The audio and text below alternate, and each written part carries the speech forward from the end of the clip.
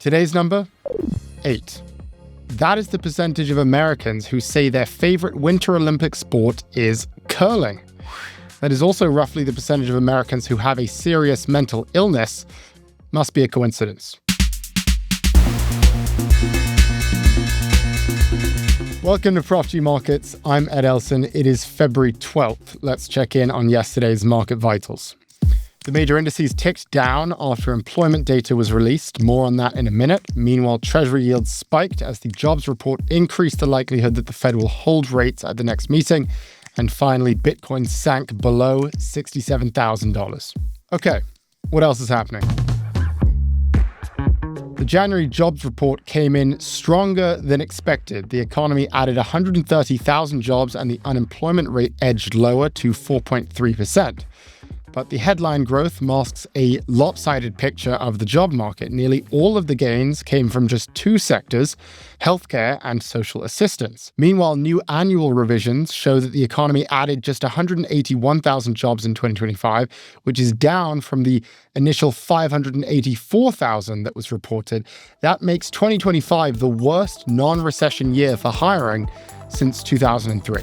Here to help us break down this jobs report, we're speaking with Kathryn Anne Edwards, labor economist, economic policy consultant, and host of the Optimist Economy podcast. Kathryn, thank you for joining us again on Prof Markets. Thank you again for having me. So let's get into this jobs report. We added 130,000 jobs. Unemployment rate came down. That's kind of the good stuff. There is some bad stuff as well. Let's just start with your initial reactions. What did you make of the report? I thought it was a report that reminds us that good and bad news is relative. 2 years ago, we would have been alarmed at a jobs number this low. Given the tumult of 2025, I think it gave a sense of relief to see even 130,000 jobs added. The big concern for me looking at it was, yes, we added all these jobs, but it's all healthcare jobs and social assistance jobs. And this is a point that you've been making on the podcast for a long time. We are adding jobs, but specifically in those categories. And if we didn't have those sectors, then actually job growth would be in decline, is my understanding. Take us through the role that healthcare played in this jobs report and what it tells us about the strength of the labor market right now. In some ways, it's indicative of the last year. The majority of job growth came from healthcare, education, and social assistance. These are industries that do not reflect the strength of the economy. They don't reflect investments in businesses. They don't reflect opportunities for hiring and expansion. They reflect a kind of permanent acyclical need to service the human population. And in that sense, they're adding jobs because of the composition of our population, and we have a lot of old people. We need to educate young people, but they don't reflect that our economic policies are being successful, that the market is positive and is enabling economic activity. And in some ways, it's a ballast to a bad economy that is large enough to keep it afloat. But it's comfort, but I don't know if it's cold comfort or just depressing. It depends really on how you think about it. I'm glad that we have it. I'm glad that we have this ballast, that there's an anchor to keep us from having, very drastic economic policies pull us quickly into a recession like what we've seen come out of the administration over the past year. But at the same time, it is almost enabling this bad activity because it's propping up the economy. You pointed out the fact that we have a lot of old people in this country and more old people in this country. That was my conclusion too, that it's not that we have a strong labor market, it's that we have an extremely old nation. And therefore, if you have a lot of old people, you need a lot more healthcare workers. I'm sure that's a little bit of a generalization, but is that kind of the conclusion that we should be drawing here? Well, the other conclusion is that I would feel better about what's happening and just say, look, old people demand a lot of health services.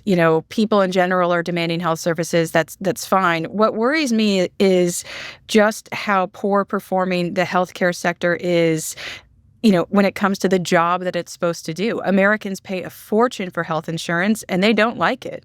They don't like what they can access. They don't like how much they pay for it. They don't like how insurance works. I mean, there's so much dissatisfaction with this industry that from the lens of the macroeconomy, healthcare is adding jobs, and that makes sense because we have an older population and we consume a lot of healthcare. It's 1/6 of our economy. I think that that type of role that it plays in propping up a market through what would be kind of recessionary periods blinds us to the fact that this industry has severe problems. And I worry that its role of we still added 80,000 jobs because healthcare was added, or healthcare added 82,000 jobs, so we had a good report, is really blinding us to the problems within this sector. Right? We're too afraid to look too closely at just how bad of a sector healthcare is on some pretty important metrics like making people healthier. Right. And it seems like one of the big complaints with healthcare, or the big problems with healthcare, has been how bloated it has become. This is basically showing us it's getting even more bloated. Maybe it's warranted, the number of jobs, but it does seem that the labor market is increasingly reliant on healthcare, perhaps on bloat in healthcare, which doesn't seem that sustainable. The other problem to highlight here is the revision to last year's job numbers. So they revised the annual job totals from last year to 181,000 jobs added in 2025. And that makes 2025 the worst non-recession year for hiring since 2003.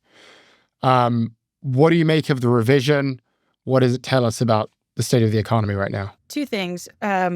One, it's bad and there's no way to spin it. Okay. The number of jobs that we added in 2025 was remarkably low. The second thing I say is it is not too late for 2025 to be a recession year.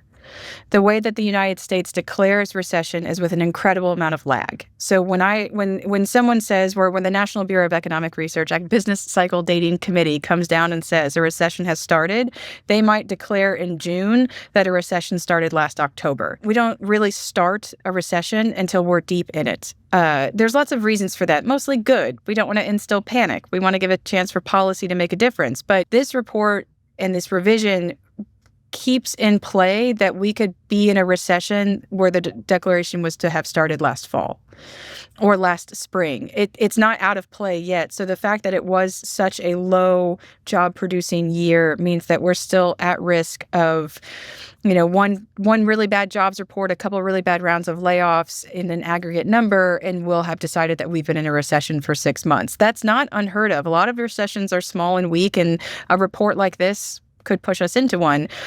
I don't think that that's what's going to happen, but it doesn't take it off the table. Well, what does this tell us about the current data? Because it seems like what keeps on happening is we pay a lot of attention to, say, the January numbers, and then we learn in that same report that, by the way, all of the data that you looked at over the past year is completely wrong, and actually the numbers are way worse than we thought. And to be fair, this is something that keeps on happening, where we keep on revising the numbers. Generally speaking, the numbers are being revised to show a slightly darker picture of what is really going on, which makes me question, how seriously should we even be taking the monthly data? Should we even be drawing any conclusions about how many jobs were added or lost in January? There is a little bit of, when you buy a new car, you suddenly see it everywhere on the road.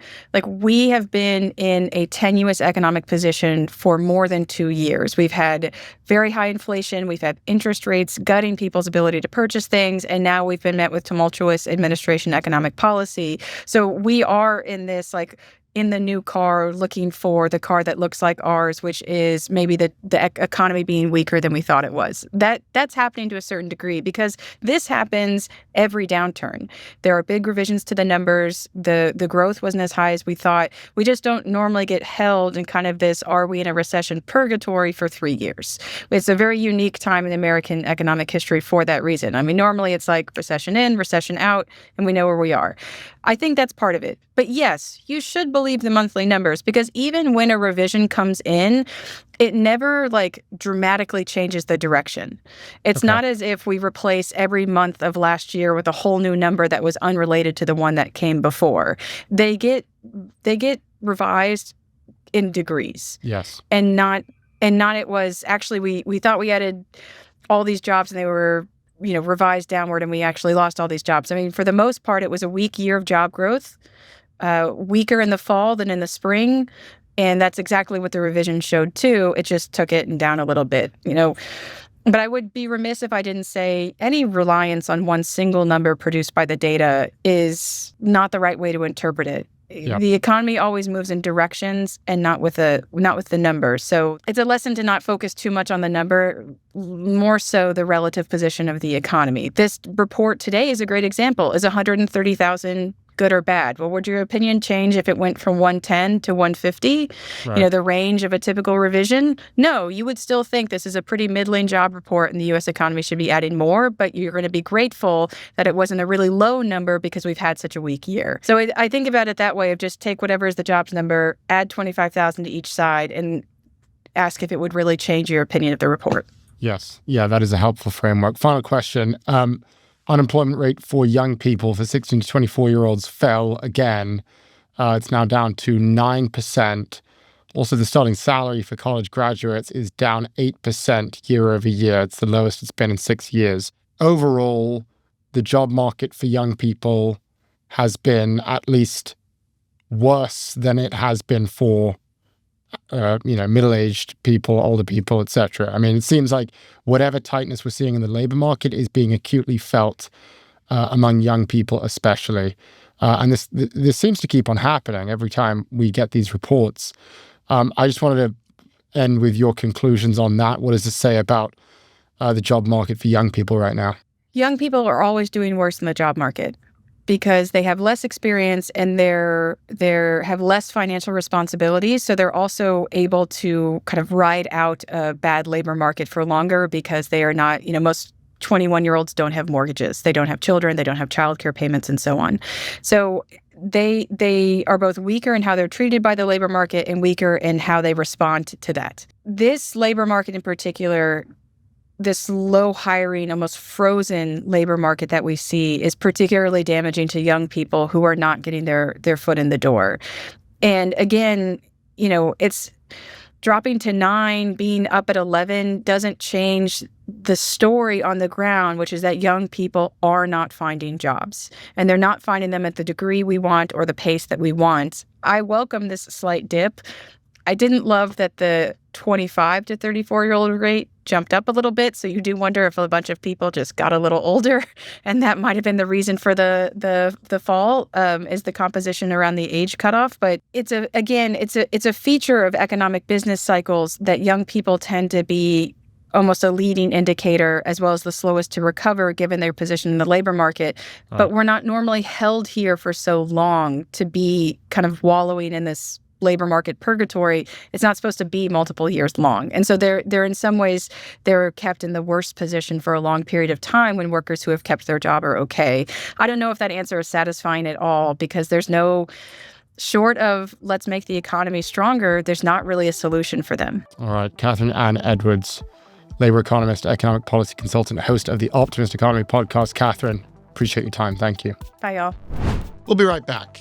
And if you're enjoying the show so far, be sure to like and subscribe to the Prof G Pod YouTube channel at the link below.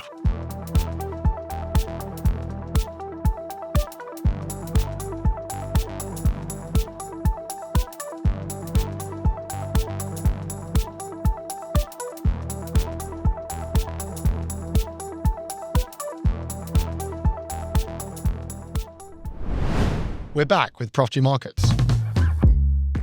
OpenAI and Anthropic's AI releases are always interesting, but the impacts of their latest tools have been profound. Last week, after Anthropic released Opus 4.6 and OpenAI released Codex 5.3, software stocks lost $2 trillion in value. And we discussed that on our Monday episode. This week, tech firm Altruist released an AI tool which helps you do taxes, and financial stocks such as Charles Schwab and Raymond James lost around 10% of their value. And then yesterday, a blog post that discussed these new AI tools didn't just go viral, it went nuclear. The post reached over 50 million people in 24 hours. That is equal to roughly 1/3 of this year's Super Bowl audience. It's also more views than the Wall Street Journal website gets in a month. The premise of the post is simple. These new tools aren't about to change everything. They already have changed everything. The author, Matt Schumer, writes, quote, "The experience that tech workers have had over the past year of watching AI go from helpful tool to does my job better than I do is the experience everyone else is about to have." Leaders from multiple industries praised the piece. Alexis Ohanian said he strongly agrees. Mehdi Hassan said that it is, quote, "the most important piece you read today, this week, this month. Clearly a sea change is happening in AI right now, one that is pushing the imaginations of not just coders, but everyone who works with a computer." We wanted to dig into this, the new AI tools, as well as the blog post. So joining us to discuss it, we're speaking with Alex Heath, founder of the Sources newsletter and host of the Access podcast. Alex, good to see you. Good to see you, Ed. So it's been a while since we had you on. So much has happened in tech and in AI, which I want to get into with you. I guess let's just start with these new AI tools that we've seen released. Opus 4.6, 5.3 Codex, all of these plugin tools. We saw this just evisceration of software stocks last week. Now we're seeing financial stocks are in decline. What do you make of the new AI tools? And what do you make of how the market is reacting to these new AI tools? Well, I think out here on the West Coast, everyone's obsessed with Claudebot, right? This automation agentic software that you have to give a Mac Mini to or some kind of cloud instance, and then it can control everything on a computer for you, and you can route it through iMessage or Telegram or whatever. That's definitely taken, I would say, the tinkerers and the early adopters in Silicon Valley by storm. And then the new models are good. I mean, the models continue to improve, especially on tool use, the ability to control and manipulate software. You're seeing that with Codex. OpenAI is seeing a ton of traction there. I think stealing market share a little bit from Claude and Anthropic.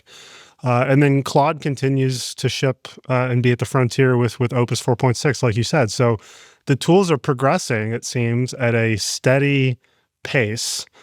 And I think everyone is looking for a story. Everyone is looking for a narrative to hang their jitters on and the market's jitters on. And I'm not a macro expert, but I would venture to say that this much sell-off maybe doesn't have to do with, Opus 4.6 and Claudebot. It just seems a little overblown. But again, I'm a tech guy, not a macro guy.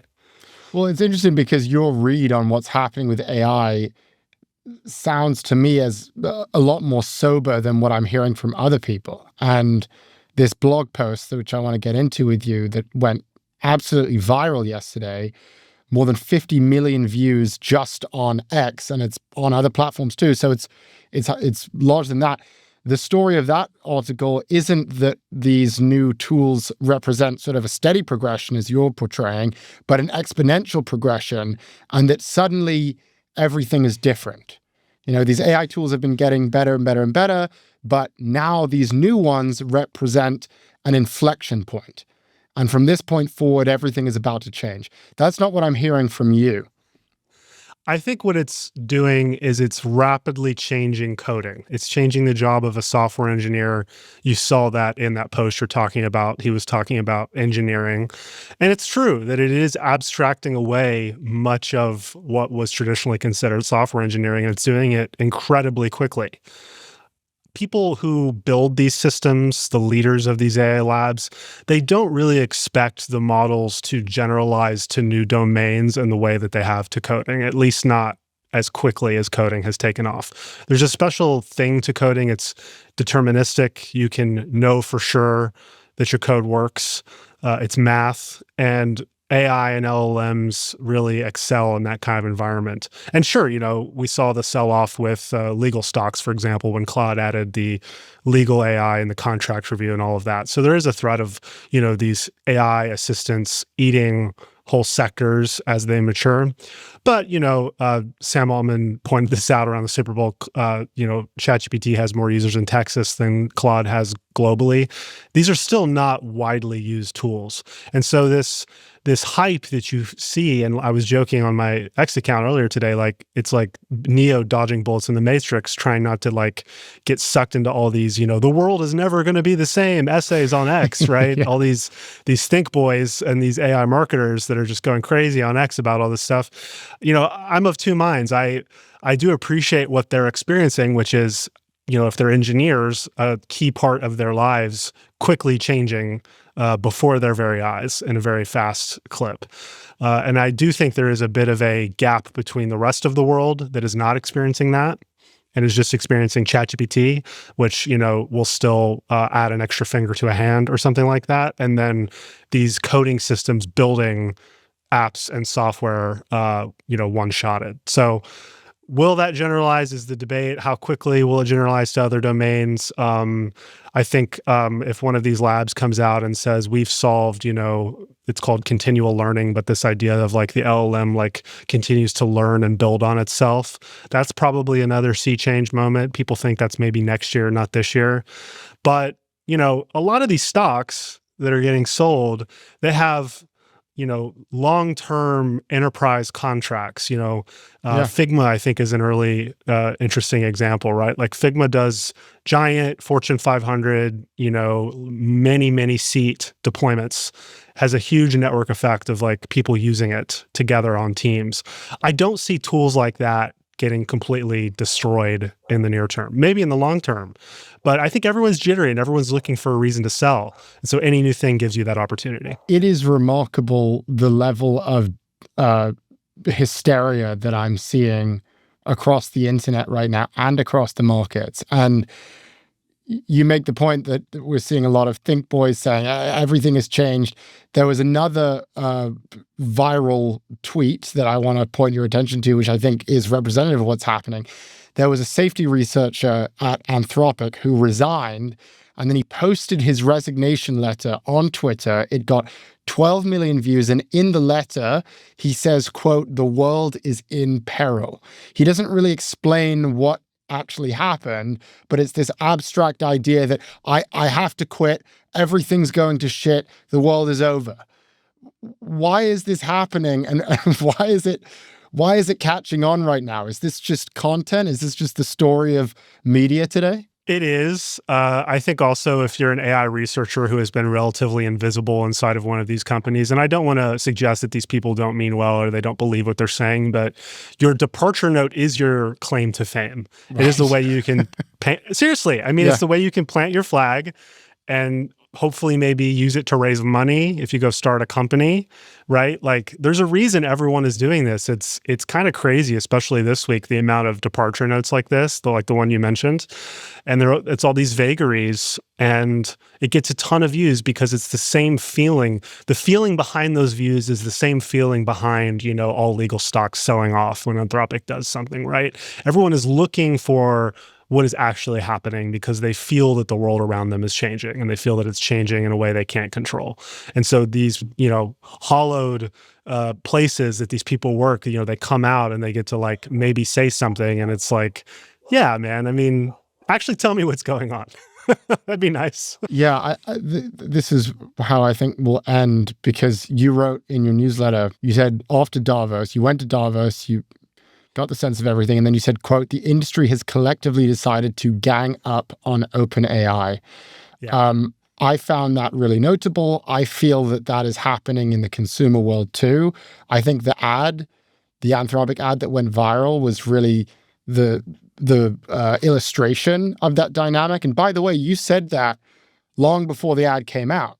And then the ad comes out and it's like, yeah, we all decide that we don't like OpenAI. But it seems very important the fact that actually the industry is ganging up on OpenAI. Say more about that and what that means for OpenAI going forward. Well, they're the market leader. They have 800 plus million weekly users. They're the definitely household name, right? They're the Kleenex of AI.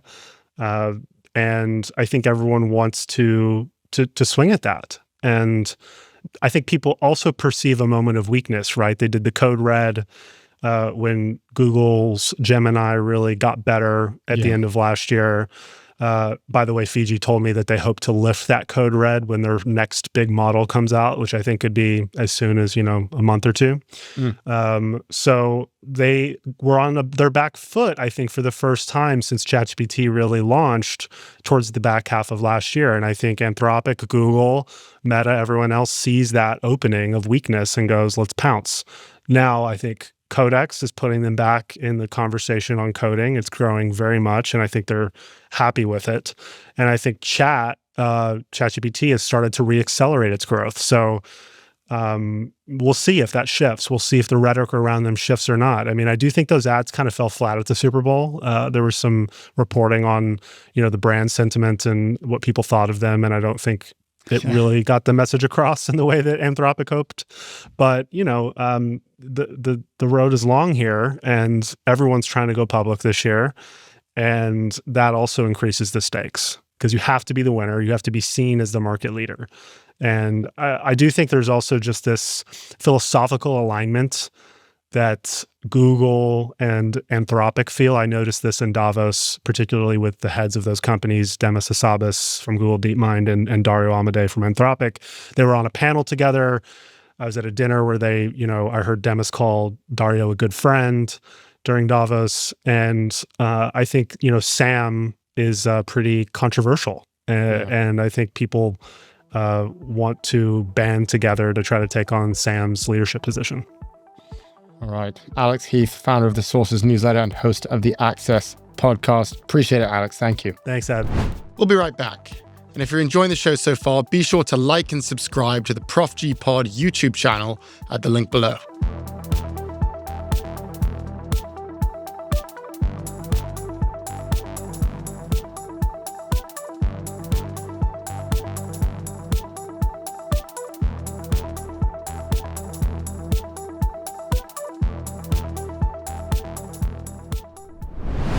We're back with Prof G Markets. So this AI blog post has obviously gone viral. It's gotten more than 50 million views on X. Who knows how many views it's gotten on other platforms, possibly even more. Everyone is talking about it because of what it says, specifically that AI is changing everything. And I want to be clear about where I stand on this blog post. I don't find it particularly groundbreaking. It walks us through how powerful these AI tools have become, something I thought most of us already understood, pushes us to adopt these tools to keep up with the times. Again, something I thought we all understood.